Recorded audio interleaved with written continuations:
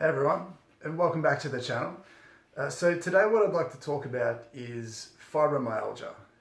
Now if you've come to watch this video, then generally you'll fit into sort of three categories. Either you have fibromyalgia, you've been given that diagnosis, whether you think you have it, and the third one is that you have heard it and you know somebody that has it and you're interested to learn more about it. Now, one of the things I see as a physical therapist is there's a strong, sort of broad bunch of misconceptions around fibromyalgia. As a medical professional, it doesn't feel like we do a really great job of letting people who have fibromyalgia or those in that sphere, we don't do a great job of giving them a direct, specific understanding of what they're going through, which then allows them to take the necessary steps, a clear set of steps to try and sort of dig themselves out of that hole and attempt to feel better. As a physical therapist, I treat so many people with fibromyalgia who just don't know. They just don't get what they're going through. They don't understand why their pain's there. They don't understand why things aren't working when they're being told it should. There's a lot of mystery and a lot of frustration, which is really important to try and conquer because, as we'll talk about later in the video, all of those things are a problem long term. So today, I just wanted to touch on a few ideas that can hopefully give anyone who's sort of associated with or dealing with fibromyalgia some clearer direction than what you've hopefully been given so far. And as I said, we'll go through a couple of little things to try to hopefully make you feel a little bit better towards the end of the video. So please hang around for that. So before we get into it, if you do go on to like the video, if you find it useful, please consider leaving a like below. Alternatively, if you could subscribe to the channel, comment below, share this video around to people that you know are dealing with fibromyalgia. The way YouTube works is that the more interaction on each video that you get, the more likely it is to find its way into other people's playlists. So any help you can give promoting this video, it just helps it reach more people. So please do that if you find this information helpful. I'd really appreciate it. So I think to get right into it, I think the most important thing to say, probably more than anything else, and if you have fibromyalgia, you'll probably unfortunately agree with me here. The most important thing to say is that if you have fibromyalgia, everything that you are feeling, everything that you are dealing with is real. That may sound strange to people who don't have fibromyalgia, and hopefully it's a bit of a shock to those who don't have it, but unfortunately one of the realities that face people with fibromyalgia is not only are they dealing with this chronic pain, this pain that's impeding their ability to live their lives, but they're also dealing with a lot of crap surrounding the legitimacy of what they're going through. Again, one of the unfortunate common threads that a lot of my patients talk about is it's hard to get people outside of maybe your, well, maybe not even that, people in your family, friends, co-workers, people that you know. Sometimes it's hard to make them understand that what you're going through is an actual thing. And unfortunately, your symptoms get questioned far too much. But it's important to reassure you that you're not crazy. Everything you're going through is real and it's happening for a reason, which we'll hopefully get to in a second. So if you don't have fibro and you're listening to this or watching this, please respect anyone who's been given that label. They haven't asked for it. It's not something that they've signed up for. They're dealing with it and doing their best. So any sort of patience, any sympathy that you have to sort of help them and support them through this is crucial, because far too often people are just not feeling validated, they're not feeling supported, they're feeling like they're on this lonely journey to nowhere really. So we want to make sure that we're looking after them, because again, all the feelings that sort of are stirred up by not being taken seriously actually feed back in and can make this persist longer, feel worse, and sort of it messes it up a little bit more than it should. So again, it's real and it's important. So following on from this, I want to talk about what fibromyalgia is, and hopefully this will be a really clear description. So from what I see and what I understand and what I see clinically, fibromyalgia, the pain that's associated with fibromyalgia, the issues that you have musculoskeletally, so if you've been given the diagnosis of fibromyalgia and you've got neck pain or back pain or knee pain or whatever your musculoskeletal issue is underneath that, that's no different to anyone else who doesn't have fibromyalgia. So sometimes with fibro, we look at the pain and the painful sites and all these different painful sites that you can have, and we say, well, these things are specific to fibro, so you need some fancy specific things to happen for this pain to go away. But one of the best ways to look at fibromyalgia is to actually take the label of fibro off and put it aside and just look at you as everyone else in that context. And again, if you have a sore back, that back pain isn't specific to fibro. It's the same type of pain, the same areas that get sore for anyone else. The only difference is that your body puts a pain tax on top of that. So your pain experience, maybe how sensitive it feels, maybe your threshold for it to feel sore, how long that persists for, is amplified. But it's amplifying something that anyone else can have. It's just that unfortunately those with fibro have this unique association attached to that, which again we'll get to. But the aches and pains that you have are no different to anyone else. So if I'm pushing on someone's piriformis or their glutes and they're jumping off the table because it hurts quite a lot, which is common with fibro, it may surprise a lot of people with fibro to know that if you did that same thing to anyone else, they would also be really tender in that same spot. But the consequences for me pushing wouldn't be as bad. So it might be a lot more tolerable, it doesn't hurt as much, it might be more comfortable. Whereas someone with fibro is sort of feeling a lot more of an intense experience than people without that diagnosis. So sometimes it helps to just think of yourself as normal, but there's this pain tax attached to that, which is sort of amplifying and expressing itself in a number of different ways.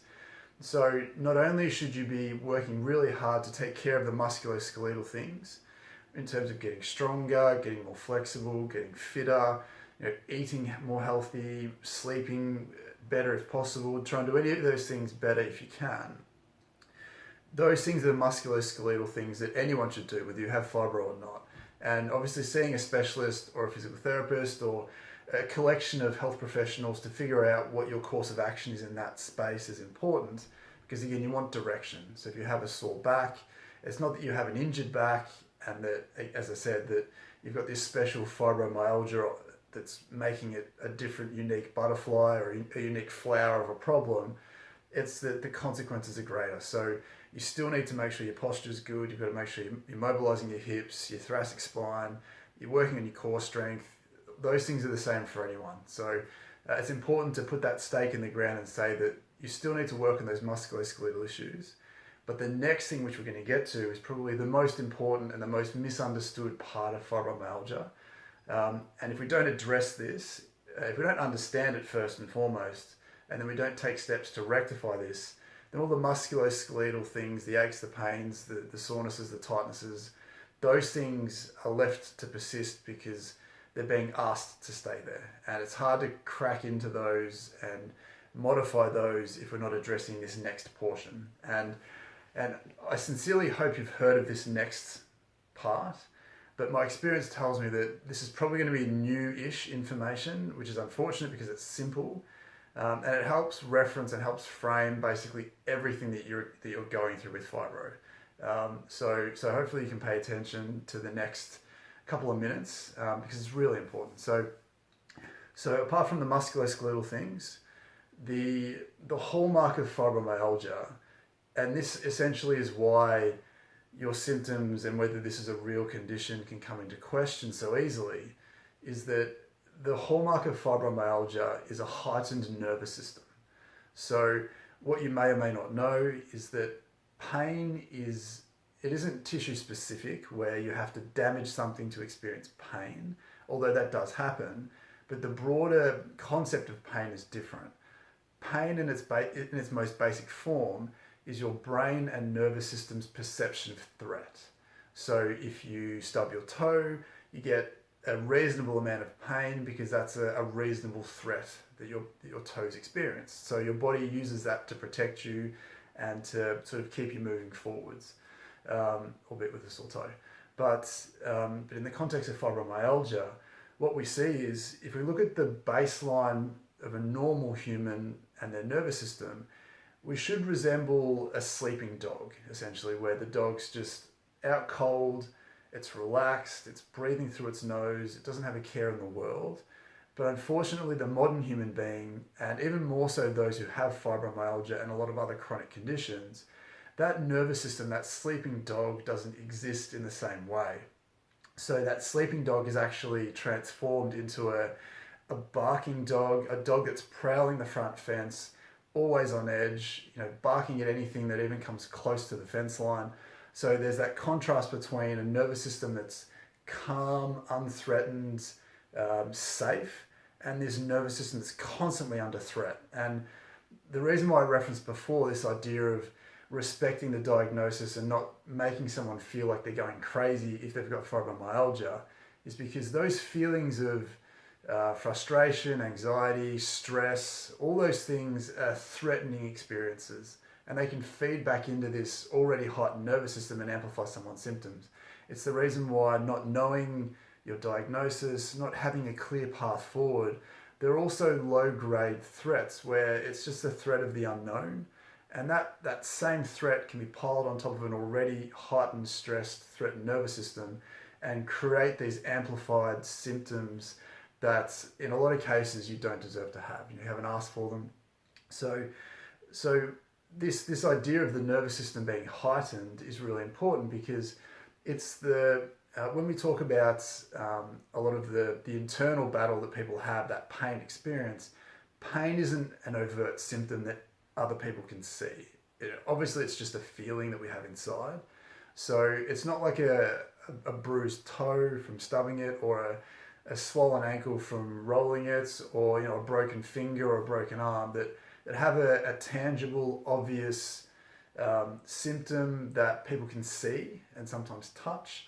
A lot of the goings on with fibro is internal because it's more your nervous system perceiving threat and giving you consequences. So the reason why a lot of people are made to feel like their symptoms aren't real is because other people can't see them. And as silly as that sounds, that's the reality of what a lot of people with fibro go through, because their symptoms aren't overt.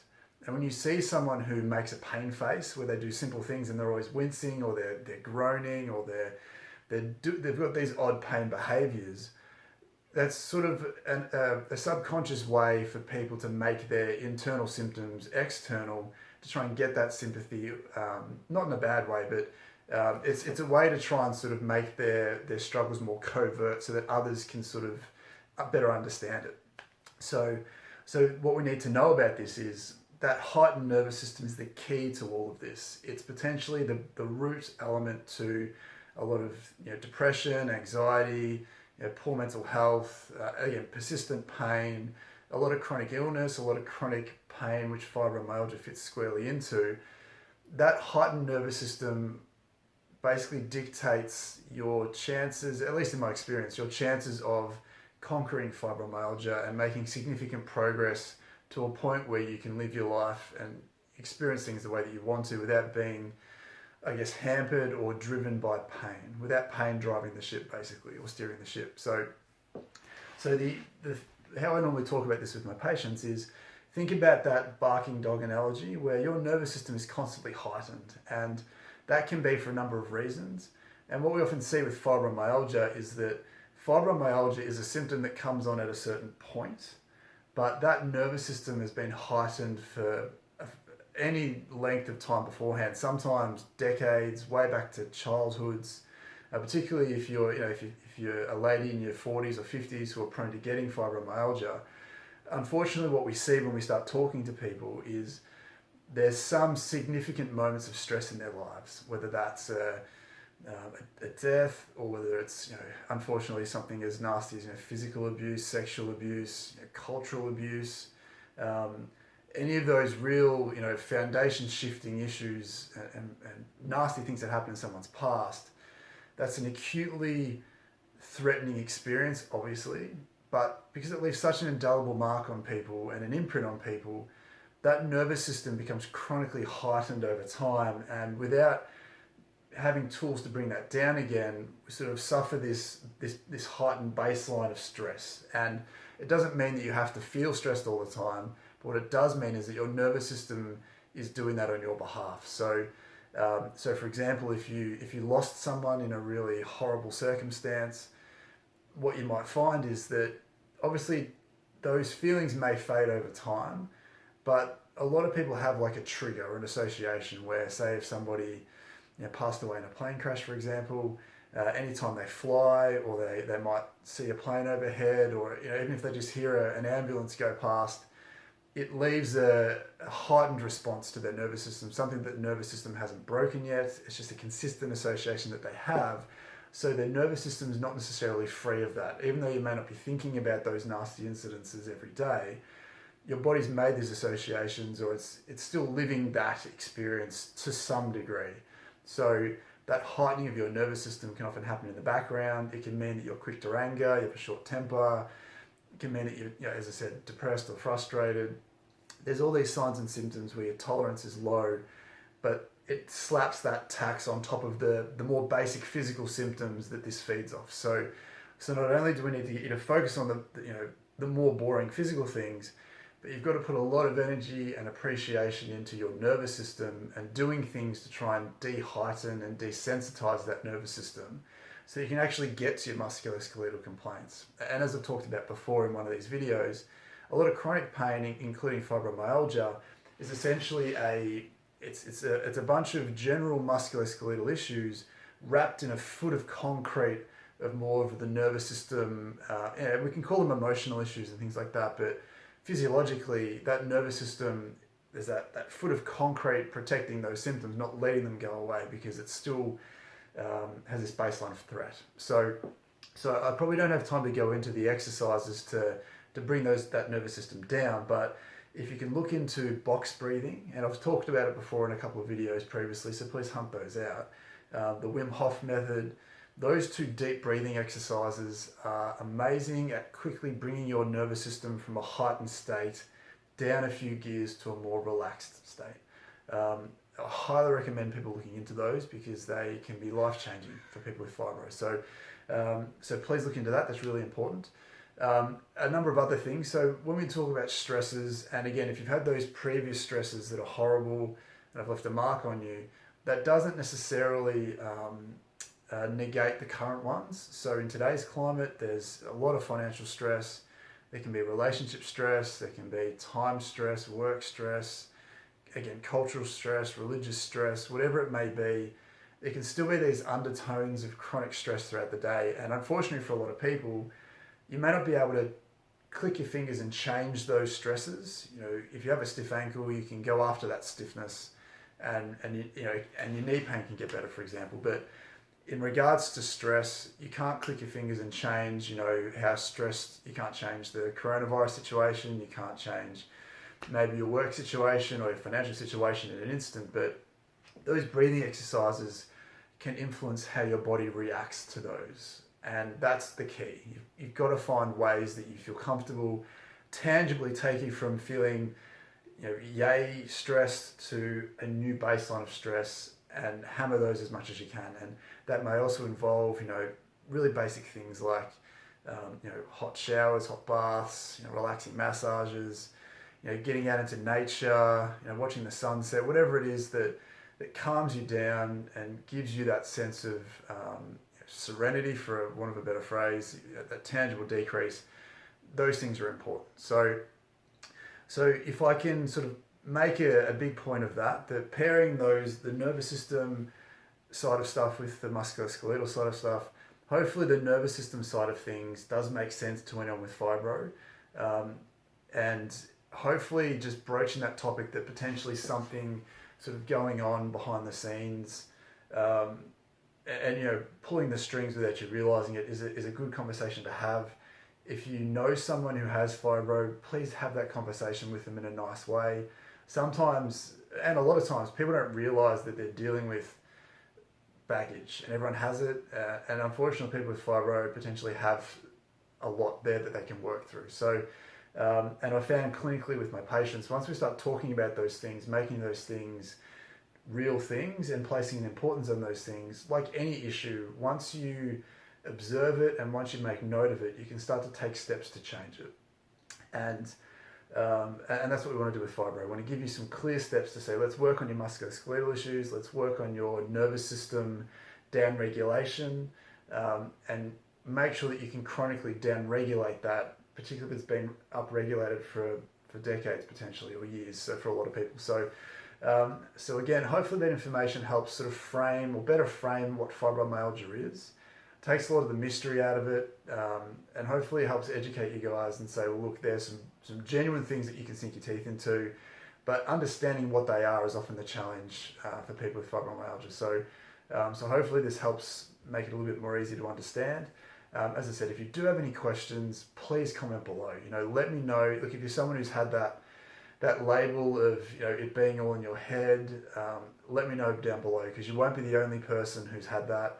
I want to make sure that people have like-minded people to communicate with, not necessarily share those negative stories with, but to help people figure out what's causing their heightened nervous system, help reconcile those feelings while we're working on the physiological aspect, the things that we can control relatively easily, although it does take some hard work over time. So hopefully that was well worthwhile. Again, please leave a like below if you did find it useful.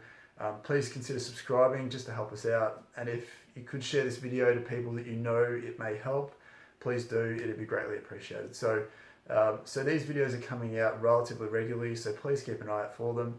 I appreciate you stopping by. Hopefully that helps, and we'll see you next time. Bye.